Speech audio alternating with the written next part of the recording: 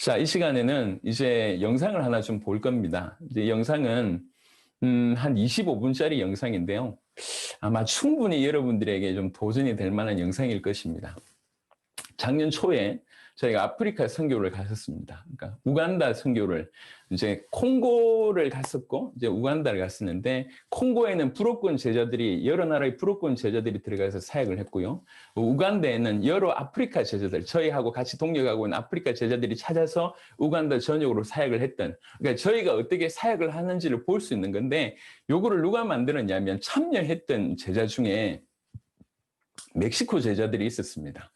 캐나다 제자들이 있었습니다. 그 중에 한 분이 방송국 이력이 있는 분이세요. 그러니까 이게 영상을 잘 만드시는 분이십니다. 그래서 다큐멘터리로 취재하면서 지금 아프리카에서 무슨 일이 일어나는지 아주 디테일하게 이렇게 정리를 했습니다. 그럼 이렇게 보시면 실제로 이런 일이 벌어지고 있구나라고 하는 것들을 아마 여러분들이 좀 보실 수 있을 것 같아서 25분이지만 충분히 뭔가 여러분한테 좀 묵직한 게 전달될 수 있을 거다 이렇게 생각을 합니다. 그래서 요번 시간에는 그 다큐멘터리 보고, 그리고 잠시 브레이크하고 그 다음에 또 이제 강의를 진행하도록 하겠습니다. 자, 우간다 영상 같이 시청하도록 하시겠습니다. There are 54 countries, around 3,000 tribes, and more than 2,000 different languages in the continent of Africa. Over the last 100 years, the Christian population in Africa grew rapidly from 9% to 63%.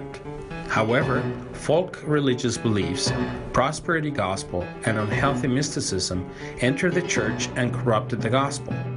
The continent is also suffering from ongoing conflicts and the expansion of Islam.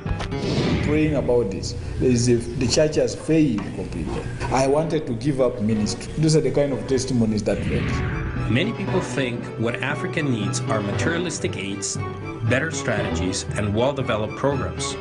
They are helping Africa in the way they see fit. However, it's getting more difficult to find the true faith in the continent. What does Africa really need? In every place, there is somebody that is waiting. You get testimonies which are saying, yes, this is what I've been waiting for. There are some people that God has already caused their hunger in them. Somebody needs to take this as an answer to them, almost in every place. The only thing that can save Africa is the gospel of the Bible and the early church faith that Jesus is the Christ. I began to question everything, including the words of Jesus himself when he said it is finished. I began to question them. I said, what is finished? I was in trouble. What did you finish? When I got the revelation, I'd misplaced my faith, and therefore my life was wrong. But when I placed it right, my life has begun to be right. In actual fact, that is even an understatement. The statement is, I was dead, but now I live. We'll believe that Jesus is the Christ. And when we believe like that, there is something that he has added.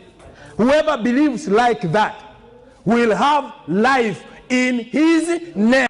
The ones who will die for the gospel, disciples. God used them to start the amazing work in Uganda.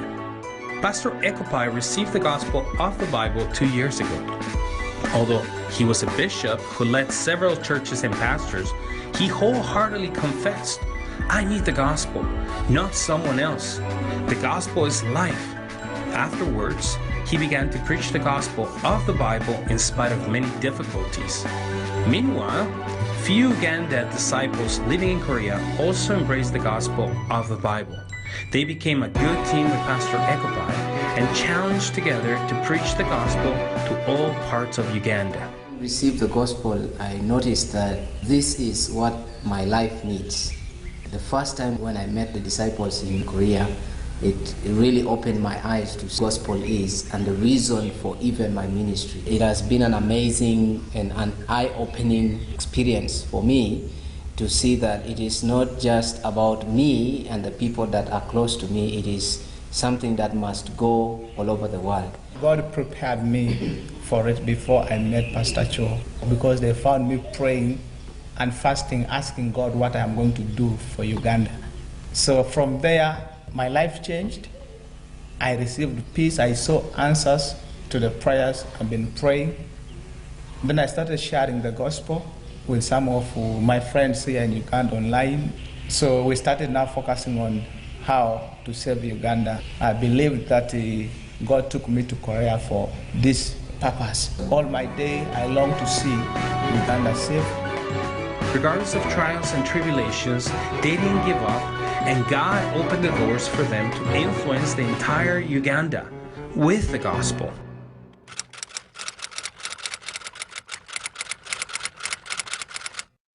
From the time we received the gospel, I shared it with some people who believed it, and we formed a team.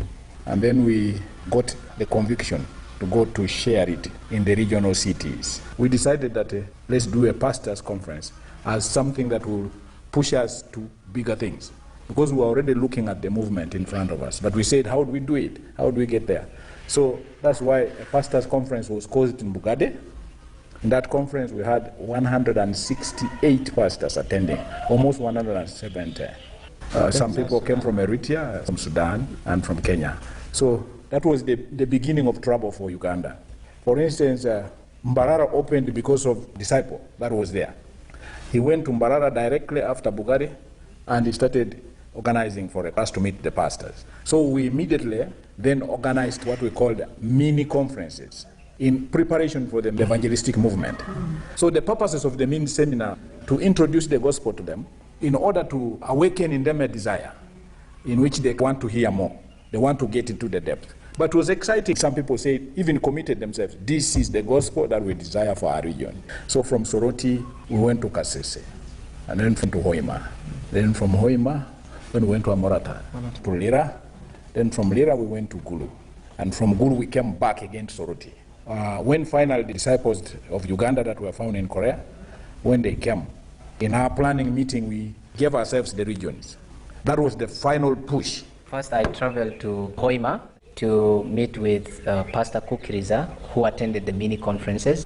And so he helped to call the pastors to mobilize them for the conference. So I went there to meet with him to make the final preparation, basically to check whether the pastors are ready to come, to check about the venue and the accommodation of the pastors, and to prepare for the meals. I also shared with them the passion and the reason why we are organizing for the conference, because it was important for them to know why the conference was going to take place. The success of the mobilization was because we were able to go for mini seminars, small 20, 40 people meeting. Those were very, very important. For instance, people who attended the seminar in Soroti were mobilized by people who attended the mini seminar in Kumi. And also in Soroti. The bishops who attended did some little work explaining what was happening, then they pushed people for the conference.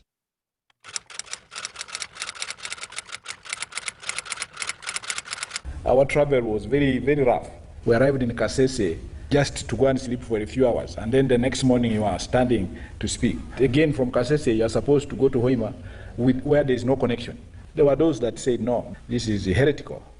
Some of the bishops blocked their people from coming for the conference. Some of the people just agreeing to the gospel, and their perception of the gospel is like this is something just an additional to what we already know. Like Mulata was asking, give each pastor 10 books to go with. Then I realized that some of the people didn't really come because they have received the message, but they wanted additional material for their ministry. The pastor who was organizing the conference with me expected a lot of money from us, but we did not have money. I did not give him any money.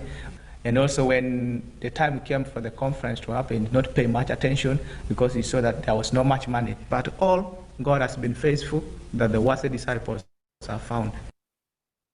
20 disciples from 12 countries such as Liberia, Ghana, Guinea, Burundi, Ethiopia, Tanzania, Kenya, among others, came to help evangelize Uganda.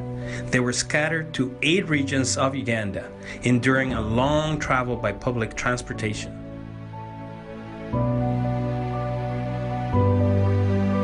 그래서 전체를 살릴 살릴 만한 제자를 우리가 찾는 So we are looking for disciples who are able to save everyone. 그러니까 우간다 복음화 하려면 우간다 살릴 제자가 필요하고 각 지역을 복음화하려면 각 지역을 살릴 제자가 필요한 그래서 제자를 찾는 거예요. So in order to save Uganda, you need disciples who will save Uganda, and in order to save each region, you need disciples who will save each region. That is why we're looking for disciples.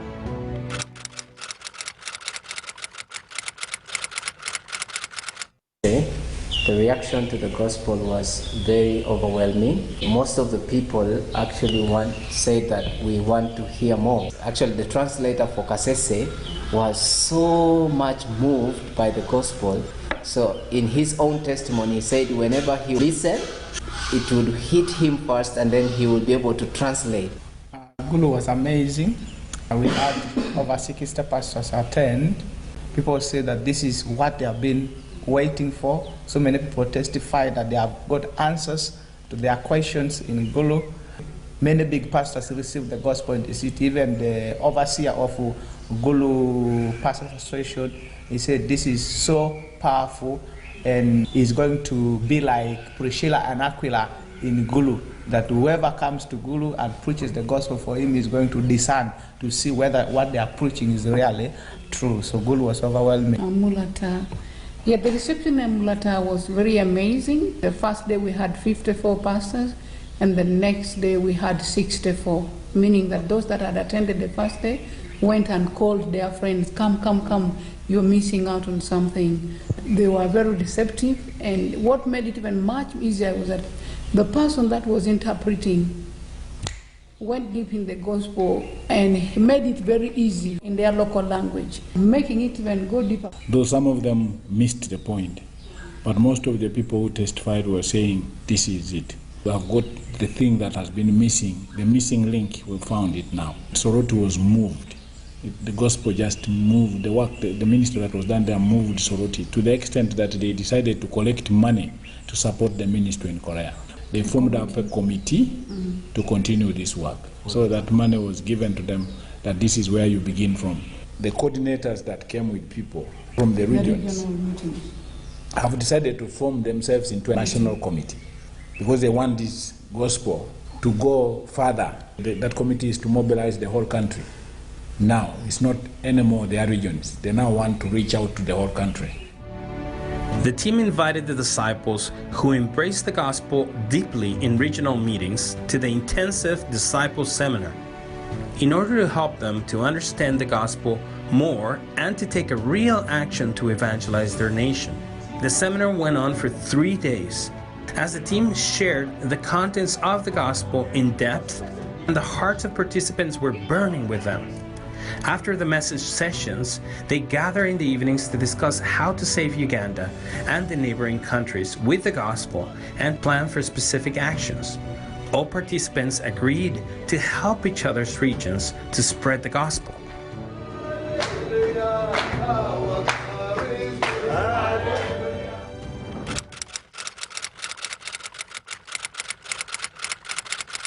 We were basically discussing the strategy on how can we be able to take this gospel to save the rest of the country. Most of them said the gospel has hit them and they have received the gospel, but also some of the people expressed the need to grow deeper. In every region, regional coordinator should be able to help organize for more conferences within themselves so that they can deepen themselves with the gospel. And of course, they will be inviting people from other regions to be able to teach, to share with them the gospel. For example, Kasese promised to visit Hoima first in order to help the disciples in Hoima.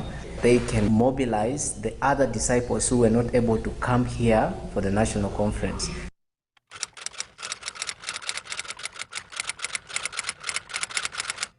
We are now raising up the regional coordinators. In that retreat, the purpose is we want to bring them to the same understanding. I will take up each person on an individual basis. We have seen 5 people that we particularly thought that their level was a little higher.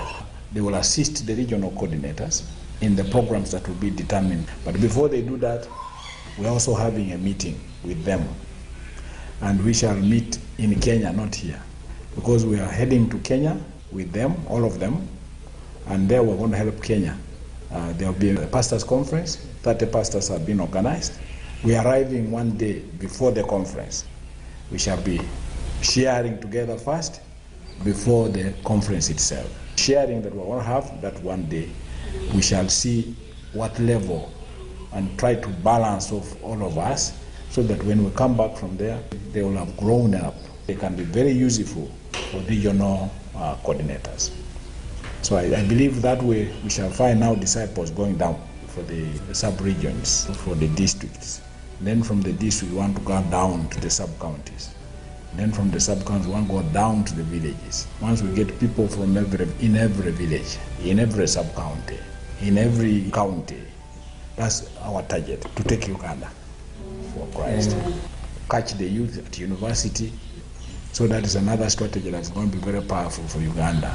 Our population has got very small population, and those are aged on top. But at the bottom here, where it's only young people.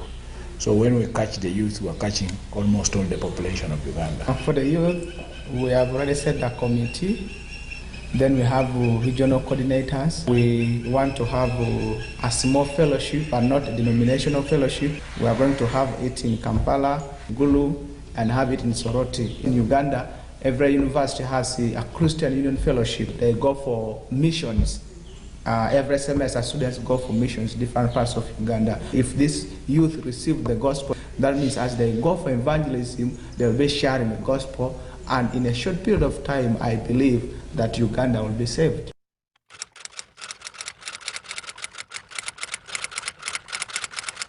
All the surrounding nations in East Africa, we have found a disciple. Like in Kenya, we have a disciple. In Burundi, like in Rwanda, we are going to offer ourselves to these countries, encourage them to borrow from us this model that we've used in Uganda. In the nations of Djibouti, Eritrea, and Somalia, where we have not yet found a disciple, I've already commissioned the disciple of Ethiopia to find the disciples in those areas. We are going to organize a seminar in the eastern region of Ethiopia. This will target Somalia, Djibouti, Eritrea, and the northern part of Ethiopia. I have discussed that we're going to not have a big meeting for a few pastors from each of those regions. And then we shall meet with them, and definitely the Lord will lead us to what the disciples for that area. I've seen the faithfulness of God in Uganda. So if God was able to move Uganda up this level, I see, based on the experience that we have had in Uganda, Africa too can be moved, because now we have disciples in almost every country. It needs only to share with them what we have gone through in Uganda, and the same can be repeated in every country. I believe that surely Africa will be saved. Some disciples can be sent to any other country, maybe in South Sudan, send one person there to stay for 1 month. Let that person go help those people, raise one disciple, 2 disciples. So for us, we're just going to open up ourselves and be ready to pray with them, to stand with them and support them, to have God do the same thing that He has done in Uganda in all the various parts of Africa.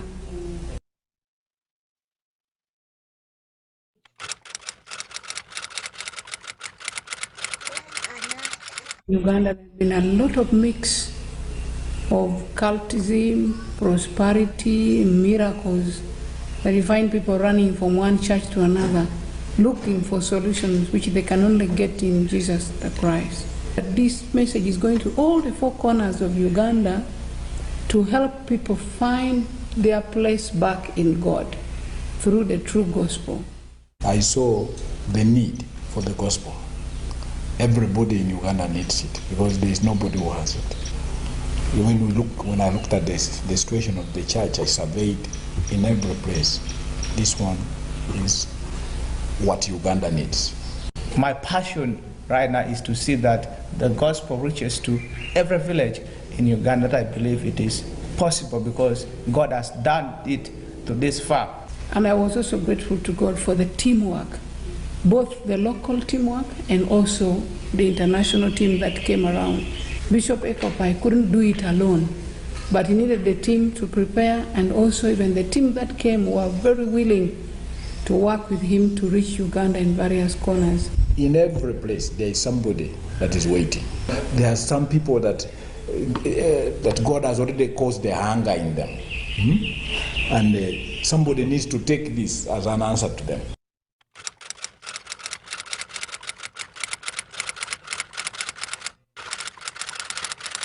One thing which is very important to do is to pray hard, to trust God for the ministry, because that is one of the things that we did. To identify a disciple in every region, not necessarily maybe a pastor, any person that you get, because for us we're able to find, first we found young people, but these young people were able to introduce us to their pastors.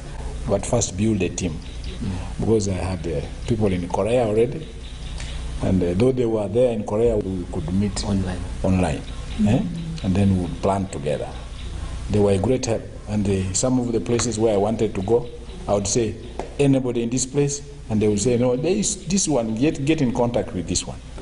Everybody should avoid trying to use this gospel for building their denomination. People were wondering whether we had a church of our own or a ministry of our own.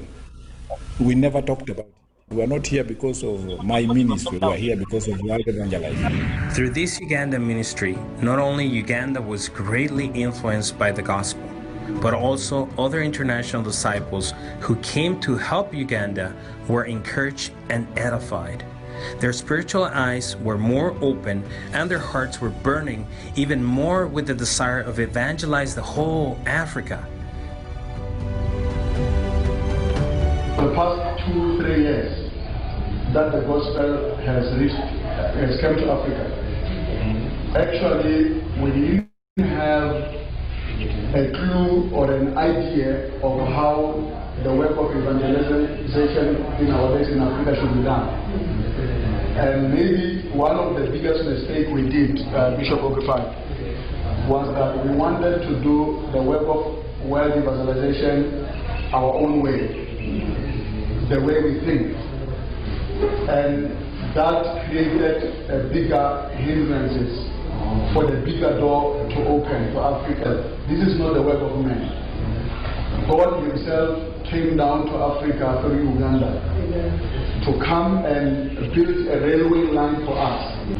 This is the model that God has set for the whole of Africa, that it will be easy for us just to walk on this railway line than to try and build our own. For the past 3 years, we've been trying to build our own railway. I'm like a baby because I learned many things. The ways he was teaching is like the new revelation.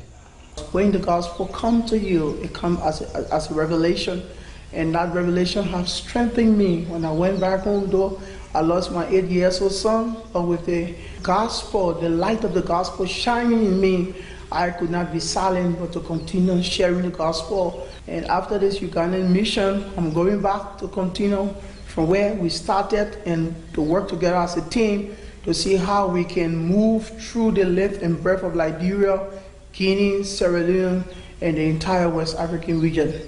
This is like an eye-opener to me. It has opened up my spirit to go into the interland to see how we can help those who are there to understand this gospel of the Bible. And also discover that we grow together in this sharing. God has people that are prepared all over the world, in every country. We just have to find them. The pastor stood up in front of the congregation and he repented, and he said that he'd been preaching a false gospel, and he said that he was no longer going to preach that false gospel. It's been less than a year since my wife and I first received the gospel, and it's taken a while for some depth of the gospel to come to us. And each time I get out, we've been to Cuba and Mexico and now Uganda, there's a great depth that is coming.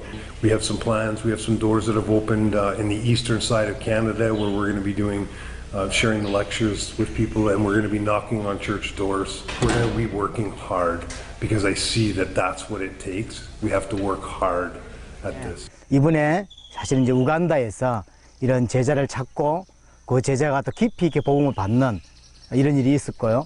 그들이 실제로 그 지역과 또 이 나라와 아마 인근의 나라까지 좀 살리는 그런 일들이 일어날 것이라고 생각이 되어지고, 아주 정확한 복음을 가진 하나님의 사람들이 많이 일어나서 전 아프리카를 살리는 일이 이제 일어나기를 우린 기대하고 기도하고 있습니다. 행사가 중요한 것이 아니라 이런 일을 치러내면서 에코파이 목사님이나 이런 목사님들이 눈이 열렸다는 거, 그 다음에 이런 일들을 진행하는 걸 보면서 또 해외 제자들이 눈이 열렸다는 거, 이것이 굉장히 큰 수확이라고 생각을 합니다. 우간다 복음화가 아주 구체적으로 진행이 될 것 같고, 이런 사례들이 우간다 인근의 여러 나라와 아프리카 전체의 어떤 모델로서 귀중하게 쓰임 받을 수 있지 않을까 생각합니다. Jesus is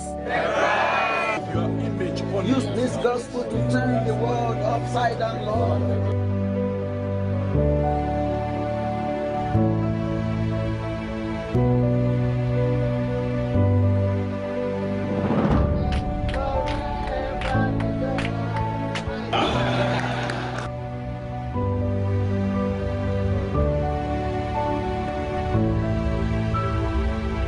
Africa shall be saved.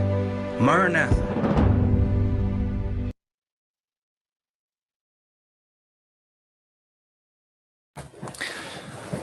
이제 뭐 잘 보셨겠지만 첨언을 잠시 좀 드리겠습니다. 이게 어떻게 진행됐는지를 좀 설명하고 잠시 쉬는 시간 갖도록 하겠습니다. 저희가 아프리카를 몇 번 들어가는 중에 우간다를 처음에 들어갔을 때 그 리더 역할하는 에코파이 목사님을 발견했는데요. 에코파이 목사님은 굉장한 뛰어난 분이시고요. 이미 본인이 혼자 교단을 만드실 정도로 저희가 갔을 때 그 산하의 교회가 수십 개 정도 될, 사실 아쉬운 게 전혀 없는 분이신데요. 복음에 대한 열망이 있는 분이십니다. 이게 전부인가? 내가 과연 이렇게 살면 주님 앞에 가서 내가 한 얘기를 했을 때 주님께 제대로 칭찬받을 수 있을까? 그러니까 이제 누가 보더라도 사역을 잘하고 영향력이 있는 분인데 세계복음화에 대한 목마름이 늘 있는 분이셨어요. 이제 자세히도 보시면 알겠지만 키도 크시고요. 이게 강단도 있어서 처음 만났을 때 이제 이렇게 이런 거 있지 않습니까? 해봐 뭐 이런 자세였어요. 이제 1시간 정도 말씀을 나누는데 뭐 제가 간증할 것도 아니고 그냥 복음을 얘기했습니다. 그 1시간 듣는 복음에 이분이 완전히 깨어지시더라고요. 내가 찾던 거다. 이게 내가 찾던 거다. 이러면서 우간다에는 그렇게 노년이 별로 없는데요. 이제 그 다리도 좀 불편하세요. 이제 뭐 걸으실 수는 있는데 약간씩 이렇게 덩치도 크시다 보니까 무릎에 좀 무리가 오는 그런 상황인데, 그럼에도 불구하고 거기서부터 이제 불이 되셔서 뛰기 시작을 하셨습니다. 이분이라면 우간다 살릴 수 있겠구나. 이제 그러면서 한편으로는 저희가 국내에서도 해외에서 오신 분들, 특별히 이제 신학교회 목사님들이나 이런 분들을 이제 계속 찾아다니면서, 우리 어제 토마스 목사님 같은 분이 문을 열어주시면 저희가 가서 말씀을 전하고, 이런 중에 그 우간다의 모세라고 하는 아까 그 젊은 목사님을 만나게 돼서, 이분은 우간다 신학교 다닐 때도 항상 장학생이 될 정도로 굉장히 똑똑하고요. 절대 후원을 받지 아니하는 생각이 굉장히 바르신 분입니다. 이분이 우리를 만나기 전부터 굉장히 이렇게 영적으로 가난해서, 하나님 내가 어떻게 우간다를 살릴 수 있겠습니까? 이걸 기도하고 있다가 저희를 만났을 때 정말 이거라면 우간다를 살릴 수 있구나, 이렇게 된 거죠. 그래서 이제 우간다 이 한국에 있는 모세 목사님이 한국에 있는 자기 친구들 찾아냈는데, 그 중에 한 분이 아까 말씀드렸던 이상 목사님이시고요. 이제 우간다 목사님께서 온라인으로 우간다에 있는 청년들한테 계속 메시지를 전하는데, 이쪽에서 뭐 반응이 일어나기 시작을 하는 거죠. 여기서는 온라인으로 사역하고, 이제 에코파이 목사님은 돌아다니시면서 사역을 하는데, 이 두 분을 이제 저희가 연결시켜 주었습니다. 그러니까 이 두 분이 하나 되어서 이제 각 지역에서 이제 복음을 받을 만한 분들을 찾게 되었고, 이 복음 받은 사람들은 가만히 있지 않으니까 주변에 이제 전달하기 시작을 했습니다. 그러다 보니까 전국에서 꽤 이제 여러 연결되는 어떤 사람들이 나오기 시작을 했습니다. 그래서 그 중에 아주 코어되는 멤버들이 좀 이렇게 순회하면서 집회를 좀 준비하기 시작을 했습니다. 우리 해외 팀들이 들어갔을 때 그 지역 안에서 중요한 제자를 찾기 위한 집회를 이게 좀 준비를 해놓고, 이렇게 준비해 놓은 상태에서 저희가 약 12개국의 20명의 제자들이 같이 들어가서 이제 우간다 핵심하고 저희 멤버들하고 8개 지역으로 흩어졌습니다. 저도 가장 먼 곳으로 좀 다녀왔는데 이 도로가 제대로 안 돼 있어서 굉장히 힘들었습니다. 여하튼 8개 지역에서 흩어져서 다 이제 집회를 하고 섬기고 그 집회 때마다 사실 비용이 많이 들어갑니다. 아프리카는 거의 집회를 하면 기본적으로 점심은 제공을 해야 되거든요. 그러니까 이제 그런 점심 제공이나 멀리 오신 분들 뭐 차량이나 아니면 정 안 되면 숙박료, 그다음에 이 팀들이 이렇게 흩어지는 거, 이 모든 것들을 또 저희가 이제 서포트를 하고. 그래서 8개 지역에서 집회를 하고 정말 이것이 복음이 맞고 내가 이 지역과 우간다를 살리고 싶다라고 진실로 반응 보이는 분들만 따로 이렇게 모았습니다.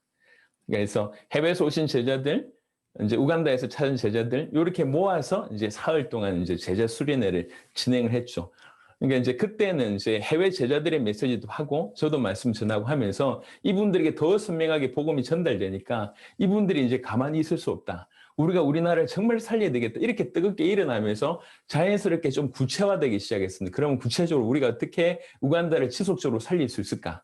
우간다 옆에 있는 나라들을 살릴 수 있을까? 이런 일들이 아주 자연스럽게 이제 진행이 되고 이런 일련의 일들을 보면서 참여한 국제 제자들이 또 눈이 열린 겁니다. 우리나라에도 이런 일들이 일어나게 해야 되겠다. 그래서 아까 이제 간증하신 해외 제자 중에 그 빨간 옷 입은 라이베리아 목사님 아들을 잃었다고 하는 그 라이베리아 목사님 그분이 이번에 큰아들까지 잃은 거거든요. 그러니까 이제 막내를 잃었고 이번에 또 큰아들을 잃으셨어요.